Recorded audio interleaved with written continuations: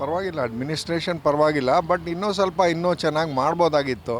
ಈ ಸುಮ್ಮನೆ ಅನ್ನೆಸರಿ ಅದು ಇದು ಬೆನಿಫಿಟ್ಸ್ ಎಲ್ಲ ಕೊಟ್ಟು ಸುಮ್ಮನೆ ಬರ್ಡನ್ ಓವರ್ಲೋಡ್ ಹಾಕ್ಕೊಂಡು ಅವರು ಯಾರೂ ಅಲ್ಲ, ಅವ್ರ ಎಮ್ ಎಲ್ ಎಗಳಿಗೇ ಪಾಪ ಅವರು ಒಂಥರ ಅವರೇ ಇದು ಮಾಡ್ತಾಯಿದ್ದಾರೆ. ಯಾರೂ ಎಕ್ಸ್ಪ್ರೆಸ್ ಮಾಡೋಕ್ಕೂ ಆಗ್ತಾಯಿಲ್ಲ, ಜನಗಳು ಸಫರ್ ಆಗ್ತಾಯಿದ್ದಾರೆ.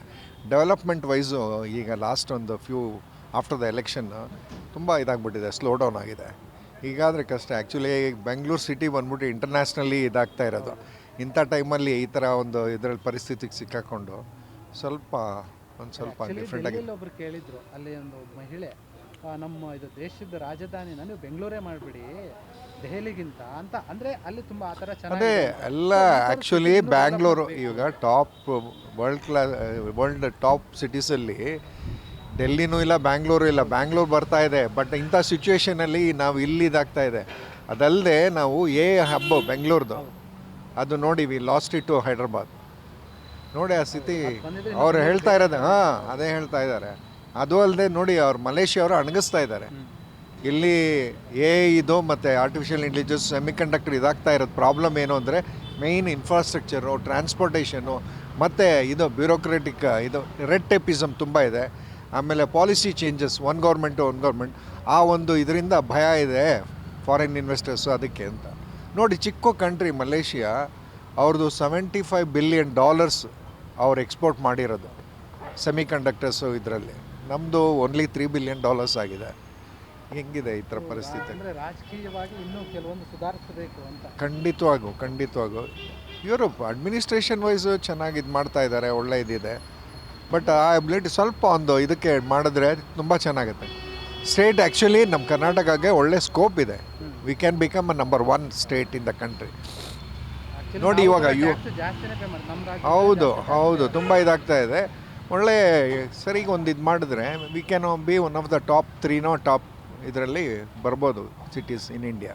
ಈಗ ಕಾಂಗ್ರೆಸ್ಸಲ್ಲಿ ಸದ್ಯಕ್ಕೆ ಅಂದರೆ ಇದೆ ಒಂದು CM ಬದಲಾವಣೆ ವಿಚಾರ ಜಾಸ್ತಿ ಇದೆ. DK ಶಿವಕುಮಾರ್ ಅವರು ನಾನು ಆಗಬೇಕು ಅಂದರೆ ಅವ್ರು ತುಂಬ ಪ್ರಯತ್ನ ಮಾಡ್ತಾ ಇದ್ದಾರೆ. ಸೊ ಒಂದು ವೇಳೆ ಚೇಂಜಸ್ ಆದರೆ ಓಕೆನಾ? ಅದ್ರ ಬಗ್ಗೆ ನಾವು ಏನು ಹೇಳೋಕ್ಕಾಗಲ್ಲ ಸರ್. ಅದು ಅವ್ರಿಗೆ ಬಿಟ್ಟಿದ್ದು, ಅವ್ರವ್ರ ಇಂಟರ್ನಲ್ ಇದು, ಅದು ನಾವು ಏನು ಹೇಳೋಕ್ಕಾಗಲ್ಲ. ಬಟ್ ಈಗ ಆಡಳಿತ ವಹಿಸಲು ಸಿದ್ದರಾಮಯ್ಯ ಅವರು ಓಕೆ ಸರ್, ನೀವೇನು ಹೇಳ್ತೀರಿ? ಸಿದ್ದರಾಮಯ್ಯ ಅವರು ಎರಡೆರಡು ಸಾಧನೆ ಅನ್ಕೊಳ್ಳಿ. ಒಂದು ಜಾಸ್ತಿ ಯಾವುದು CM ಆಗಿರೋದೊಂದು, ಈಗ ಅತಿ ಹೆಚ್ಚು ಬಾರಿ ಬಜೆಟ್ ಮಂಡನೆ ಮಾಡಿದ್ರು ಕೂಡ ಅವರೇ. 16 ಸಲ ಮಾಡಿದ್ದಾರೆ, 17 ಕೂಡ ನಾನೇ ಮಾಡ್ತಿದ್ದೀನಿ ಅಂತಿದ್ದಾರೆ. ಸೊ ಅವ್ರ ಬಗ್ಗೆ ಏನು ಹೇಳ್ತೀರಾ? ಅಲ್ಲ, ಬಜೆಟ್ ಜಾಸ್ತಿ ಮಾಡಿಬಿಟ್ಟಿದ್ದೀವಿ, ಜಾಸ್ತಿ ಹೊತ್ತು CM ಆಗಿದ್ರಿ ಅನ್ನೋದು ಇಂಪಾರ್ಟೆಂಟ್ ಅಲ್ಲ. ಕೆಲಸ ಏನು ಮಾಡಿದ್ದೀರಾ ಅನ್ನೋದು ಇಂಪಾರ್ಟೆಂಟು. ಫ್ರೀಯಾಗಿ ಕೊಟ್ಬಿಟ್ಟಿದ್ದೀವಿ, ಎಲ್ಲನೂ ಫ್ರೀ ಮಾಡಿಬಿಟ್ಟಿದ್ದೀವಿ, ನಾವೇ ನಂಬರ್ 1 ಅನ್ನೋದಲ್ಲ. ಅದ್ರ ಹಿಂದೇನೂ ಎಷ್ಟು ತೊಂದರೆಗಳಿದೆ ಅನ್ನೋದು ಇಂಪಾರ್ಟೆಂಟ್. ಈಗ DK ಶಿವಕುಮಾರ್ ಬರಲಿ, ಸಿದ್ದರಾಮಯ್ಯ ಬರಲಿ, ಎರಡೂ ಒಂದೇ ಪಕ್ಷನೇ. ಪ್ರಾಮಿಸ್ ಮಾಡಿದ್ರು ಅದ್ರ ಪ್ರಕಾರ ಅವ್ರು ನಡ್ಕೊಂಡಿಲ್ಲ. ಅವರು ಕೊಟ್ಟಿದ್ದರೆ ಅವ್ರು ಇನ್ನೂ ಇಬ್ಬರು ಯಂಗೇಜು ಇನ್ನೂ ಡೈನಾಮಿಕ್ಕಾಗಿ ಯೋಚನೆ ಮಾಡ್ತಾರೆ, ಆಗ ಮಾಡ್ಬೋದಿತ್ತು.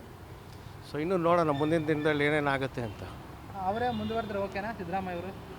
ಇನ್ನು ಬೇರೆ ಆಪ್ಷನ್ ಇಲ್ವಲ್ಲ, ಸಪೋರ್ಟ್ ಇಲ್ವಲ್ಲ ಇವ್ರಿಗೆ. ಬೇರೆಯವ್ರು ಟ್ರೈ ಮಾಡ್ತಿದ್ದಾರೆ, ಅದು ಬೇರೆ ಬೇರೆ ರೀತಿಯಲ್ಲಿ. ಇಂಟರ್ನಲ್ ಒಳಗಡೆ ಬೇರೆ ಥರ ಇದೆ, ಆಚೆ ಕಡೆ ಹಿಂಗಿದೆ, ಮೀಡಿಯಾ ಹಂಗಿದೆ. ಏನು ಮಾಡ್ತೀರಾ? ಸದ್ಯಕ್ಕಿದ್ದ ಓಕೆನೇ, ಮತ್ತು ಬೇರೆ ಆಪ್ಷನ್ ಇಲ್ಲ. ಗೃಹಲಕ್ಷ್ಮಿ ಬಂದಿಲ್ಲ. ಆ ಪಿಂಚಣಿನೂ ಬರ್ತಾ ಇಲ್ಲ ನನಗೆ. ಆ 800 ಅದು ಗೃಹಲಕ್ಷ್ಮಿ ಮಾಡಿದ್ರೆ ಕಾಂಗ್ರೆಸ್ ಸರ್ಕಾರ, ಸಿದ್ದರಾಮಯ್ಯ ಅವರು ಏನು ದುಡ್ಡು ಬಂದಿದೆಯಾ ಇಲ್ವಾ? ಬಂದಿಲ್ಲ ನಮಗೆ, ನಮಗೆ ಬಂದೇ ಇಲ್ಲ. ಬಂದಿಲ್ವಾ?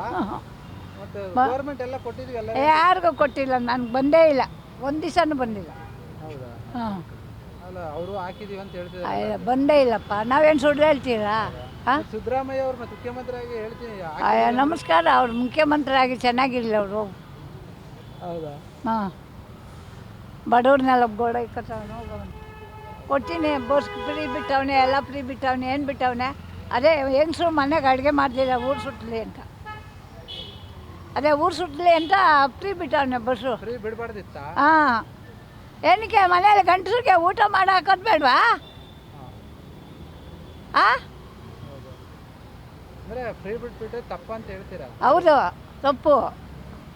ಹೆಣ್ಮಕ್ಳು ಅವನು ಒಂದು ಕೆಲ್ಸಕ್ಕೆ ಹೋಗ್ಬಿಟ್ಟು ಬರ್ತಾನೆ, ಮನೇಲಿ ಅಡುಗೆ ಮಾಡ್ಕೊಂಡು ತಿನ್ನೋಕ್ಕಾಗುತ್ತೆ ಅವನು?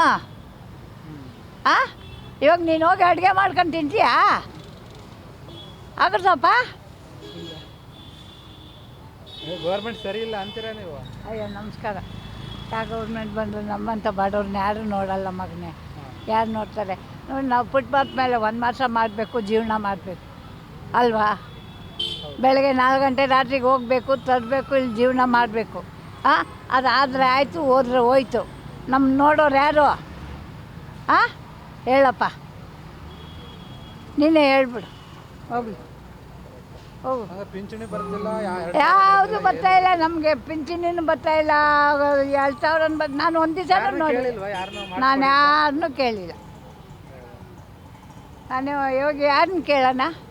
ಅವ್ರು ಹಾಕ್ಬೇಕು ತಾನೆ. ಈ ಹೆಂಗಸರು ಇವಾಗ ಏನಾಗಿದ್ದಾರೆ ಗೊತ್ತಾ?